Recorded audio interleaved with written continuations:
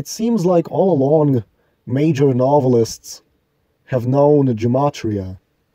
It goes to show that you don't become a major novelist unless you are in the cabal, so you can be tightly controlled in regards to what you write, so the public will consume only subjects and propaganda that is approved by the Jewish tribe, and nothing else. F. Paul Wilson is one of them, the member of the club. Before Zach Hubbard came along, you could not know this Gematria knowledge to its fullest, unless you are a Freemason, or you're just very committed to researching the occult. There is some interesting stuff in this novel, Infernal, far as the subject of Gematria is concerned. This is probably a coincidence, but the word infernal sums to 137, the 33rd prime number, and also the infamous 47 number. 47 and 33 are very important numbers to the tribe. Lilitongue of Gefreda, 322 reverse ordinal. 322 is a significant number because ancient mystery religions, such as the Kabbalah and Abrahamic religions, sum to 322. In that same cipher, it's the number Skull and Bones Secret Society put on their logo. Judaism, 322, Satanic cipher. Bermuda, 322, Jewish cipher. Bermuda, where the Lilitongue was resting on the bottom of the sea. 322 is a reflection of 223. The Synagogue of Satan, 223. Measure twice, cut once. Another Masonic saying. That's 223. Masonic, 223. So is Philadelphia, the biblical city from Revelation. Repairman Jack's brother Tom came from Philadelphia, where he was a judge, and he had a map with him that led to the shipwreck with the Lilitongue of Gefreda. In this book, at the end of the 16th century, a member from the Society of Jesus, under the command of the Pope, made sure to sabotage and sink the ship carrying the Lilitongue of Gefreda off the coast of Bermuda, which back then Bermuda was known as the Isle of Devils. It was done to hide the Lilitongue because it was considered evil. Maybe a threat to the New World Order? I don't know. Society of Jesus, 191 English Ordinal. Lilitongue of Gefreda, 191 English Ordinal. Isle of Devils, 187 Reverse Ordinal. Society of Jesus, 187 Reverse Ordinal. Sombra, the name of the ship that sank, is 187 Reverse Frank Baconis. In the novel, the winter solstice passes by. Winter solstice, 187 Reverse Ordinal, and 191 as well. And look at the date F. Paul Wilson picked as the date on which the Lilitongue was sunk to the bottom of the sea. March 28, 1598. And you can't tell me that what you're about to see is a fucking coincidence. It was the 87th day of the year, with 144 numerology, and 54 numerology. Jesuit order, 144 English ordinal, and 54 full reduction. Infernal device, 251, the 54th prime. Jesuit order and Society of Jesus is the same thing, isn't it? Now I'm going to reach into the ciphers that aren't the base ciphers. which only increases chances of coincidence. Just to make my little Gematria tricks work here, so I can back up my conspiracy theory. The date also had 36 numerology. The 36th prime number is 151. In reverse full reduction, with E and the P exceptions, where the 11th and the 22nd letters are not reduced, because 11 and 22 are considered master numbers. If we go with that lesser cipher, Lilitongue of Gefreda sums to 151. Isle of Devils is 151 in ALW Kabbalah, one of the ciphers which I believe was created by Aleister Crowley. In KFW Kabbalah, Isle of Devils is also 191. Bermuda 151 reverse Francis Bacon. As for it being the 87th day of the year, Repairman Jack is 87 in reverse full reduction. I think under the circumstances, the writer couldn't have picked a better date for this fictional scenario. I mean, is it really just a coincidence? Or does this crypto-Jew, F. Paul Wilson, actually knows this secret Masonic code? As for why the person who activates the Lilitongue is given 83 hours before they disappear from the world, I think I might have the answer for why he chose that time period. The main character's name is Jack. In reverse ordinal, Jack is 83. That's a nice large number and works well with the plot because it gives the characters enough days to sort out what the hell is going on. Jack is also 223 in reverse satanic. Go figure. Since he eventually becomes the victim of the Lilitongue, it only makes sense to pick that number, I guess. Now let's reach into another obscure cipher, the septenary cipher, which gives the tribute to the fact that there is 7 days in a week or something like that, because in the septenary cipher, Lilitongue of Gefreda is 83. 83 is also the murder number. Now, I don't think the Lilitongue murders you, however, but the place it probably sends you to, you might as well consider yourself dead meat because it's probably too dangerous there to survive. Then we have the book, Compendium of Sram, 243 reverse ordinal. Lilitongue of Gefreda, 243 Francis Bacon. Society of Jesus, 243 Francis Bacon. It's interesting that Jack pretty much does Gematria on the combination lock to the chest containing the Lilitongue. He takes the name Gefreda, and since G is the 7th letter, he tries 7, followed by 5 because E is the 5th letter, and so on. What's curious is how he goes with number 8 for the letter R. R is the 18th letter of the alphabet, and it reduces down to 9.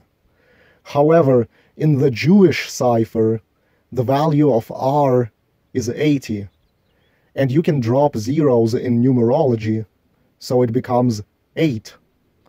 The value of all the other letters remains the same as in the English ordinal cipher in this case. The Wizard Gefreda. Gefreda, 143 reverse ordinal. Scottish Rite of Freemasonry, 143. Notice again how in English ordinal, Lilitongue of Gefreda sums to 191. Important number because I'm about to reveal something that will make you shit your pants. But before I do that, let's point out that 191 is the 43rd prime number, matching the value of Masonic, Killing, and Infernal. Now here's what's crazy. 191.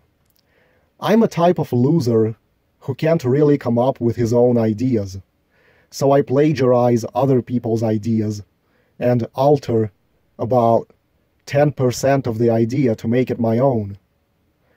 In my James Grider books, James has an infocnal device. You see where this is going? Infocnal? This is a facepalm moment right here. Anyway, that object, that infocnal device that James has, looks like the fucking Lilitongue, with just the shape slightly altered. Not only that, but like the Lilitongue, it's completely indestructible. Nothing can scratch or dent James's infocnal device. Not only that, his infocnal device can float, like the Lilitongue, defying gravity. The only difference is that James can banish his infocnal device in and out of reality as he pleases. His infocnal device is the assassination infocnal, not the escapement infernal, like the Lilitongue. The name of the infocnal device is the Wykkdik of Fhekris, spelled like so. Here's what's insane. Both sum to 191 in English ordinal. This is where people would cry out, "Oh, you did that on purpose. You ripped off the Lilitongue, so you arranged random letters together to get that same Gematria value for your fictional object." No, I did not know about this Gematria knowledge, or that it's being used in our world, back then, back when I conceived James Grider and the Wykkdik of Fhekris. In fact, I didn't realize this coincidence occurred until this decode, and it was on a day that left 223 days in the year.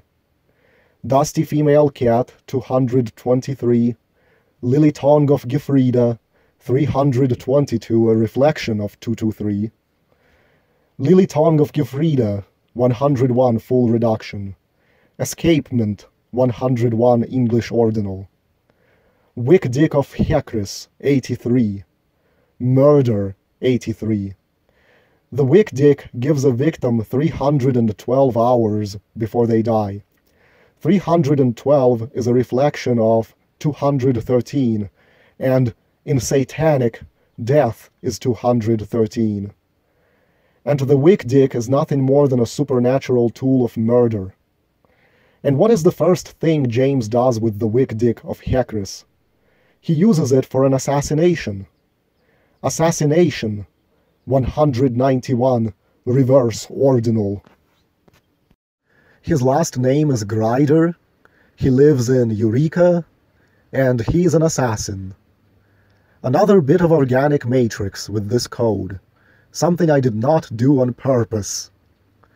In the novel, it was ultimately Tom the Judge from Philadelphia 101, who partook of the escapement 101 that was offered by the Lilitongue of Gefreda 101. Was this novel supposed to be a comedy? There is so much melodrama over nothing.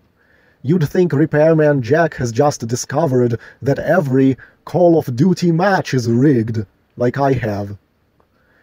For fuck's sake, all Gia had to do, after she made the concoction to take the stain off her daughter's back, is go find some homeless bum and offer him a deal.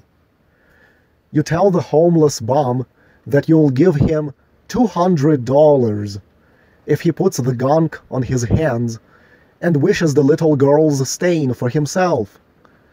And you simply tell the bum that you're doing a social experiment and nothing bad will come of it. If he asks whether the stain will transfer onto his own body, you lie and say no. How could a homeless bum reject a windfall of $200 for something as simple as putting a concoction on his hands and wishing the stain on a little girl's back for himself? You don't tell him that the stain will transfer onto his body, or that he'll vanish into a parallel dimension in 2 days because of it or something. Just leave him completely ignorant of that. And boom, problem solved. Instead, the characters act like fucking idiots, and then Jack ends up with the stain, Like, he couldn't have thought up to go find a homeless bum and pay him $100 to take the stain from Gia. I understand his fucking girlfriend would be a dumbass, but why is he retarded too? If the bum refuses, just put a gun to the bum's head, make him take it. If he isn't that desperate for $200. Look at all the booze he could buy so he can lay passed out drunk in the gutter. And the thing is, just as an allegory to illustrate something, if I was present in that situation, and I suggested doing that, guess what would happen? Jack would take out a gun, point it at my knee, and say, "Okay, take the stain." And I'd be like, "What the fuck are you doing?" And he would have a smart-ass response like, "You suggested sacrificing an innocent person to the Lilitongue. I am taking up your suggestion. You'll be that innocent person. Now take the stain." You see what would happen here? I would suggest tricking some alcoholic homeless bum into taking the stain, who won't know what the fuck is going on and that he's being tricked into accepting something terrible. And instead of me being congratulated and elevated in status for my genius, my fucking suggestion would be used against me. The response would basically be, "Oh, let's just curse some innocent person with the Lilitongue? Okay, well, you're gonna be that person." It's like, what the fuck? I didn't mean you force me to take the fucking stain when I made that suggestion. But it's always like that in my life. Everyone wants to teach me the golden rule. You can't find people where you can form a like-minded gang or a secret society of sociopaths with them, so you can rip off others, where it's like if you suggest something criminal or violent, you'll be appreciated, but these sociopaths will not be sociopathic to you, you know? Instead, it's like you suggest something evil and everyone wants to turn against you. And I'd be lucky if Jack was only kidding and he lets me run away with my tail between my legs, where him threatening me was only to teach me a lesson, and he wasn't actually going to torture me into taking the stain. Even his brother Tom, for all the crimes he's committed, did not think up an idea like that. Tricking an unwitting, desperate homeless person for $100 to make such a sacrifice. Which goes to show the level of my personal sociopathy in contrast. Now let's take this a step further. What if I suggested that it shouldn't be just any bomb, but a nigger bomb? And I actually said nigger.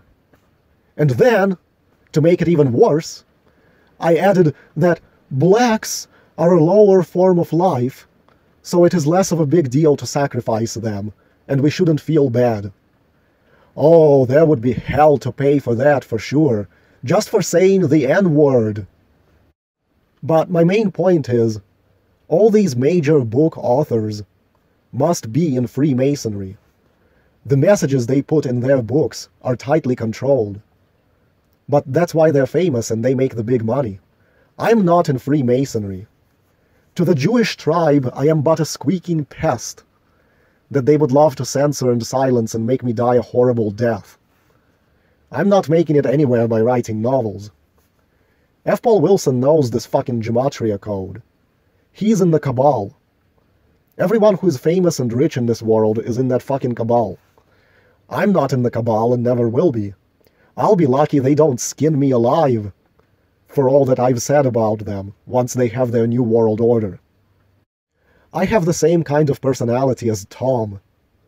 I would have brought along the Lilitongue as well, just because it looks funny.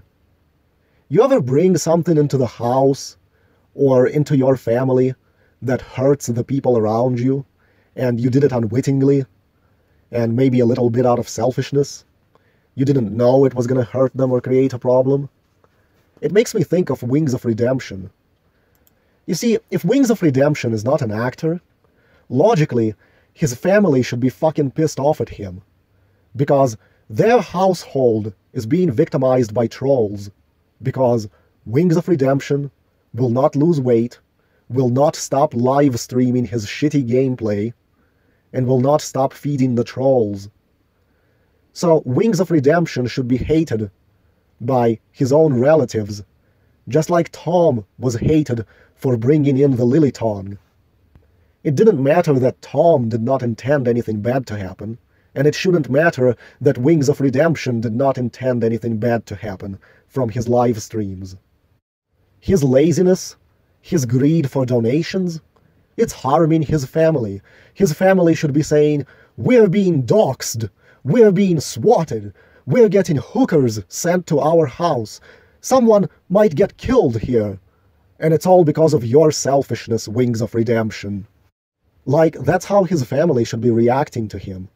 Just like the reaction Tom elicited for bringing in the Lilitongue and the trouble it caused. It's Pope Clement VIII that wanted to get rid of the Lilitongue of Gefreda. Both are 151 in this same shitty cipher. Pope Clement, 124. Lilitongue, 124. Here's a few more things. Like, here's why F. Paul Wilson wrote that 47 Hasidic Jews died in a terrorist attack. You know, he's got to use his books to promote that hoax, war on terror stuff. Hasidic Jews, 47. Not to mention 47 is a big, important number with Jews. So of the total 152 shooting victims, 47 were Jews. That leaves 105 non-Jews. Masonry and Zionism both sum to 105. What is a phony war on terror if not a Zionist world domination scheme?